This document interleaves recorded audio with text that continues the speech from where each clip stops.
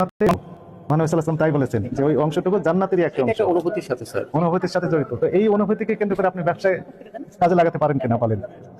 এই যে ধর্মীয় যে সেন্টিমেন্ট, ধর্মীয় যে আবেগ অনুভূতি, এই অনুভূতিকে পুঁজি করে আপনি ব্যবসায় যে ফায়দা সেটি লুটে নিতে পারেন কিনা বা নিচ্ছেন কিনা বলেন। স্যার এটা আমরা যেটা করছি, এটা ঠিক হয়েছে কিনা?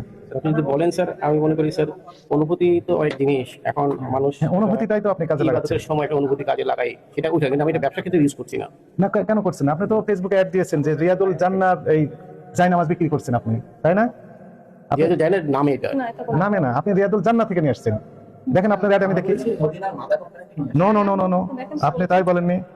আমার কাছে আছে তো আপনার ad। আপনি বলেছেন যে রিয়াদুল জান্নাত যে জায়নামাজ, হারামাইন শরীফাইনের যে ভালোবাসা তার মর্যাদা অপরিসীম, এবং সেখানকার জায়নামাজ আপনি বিক্রি করতেছেন।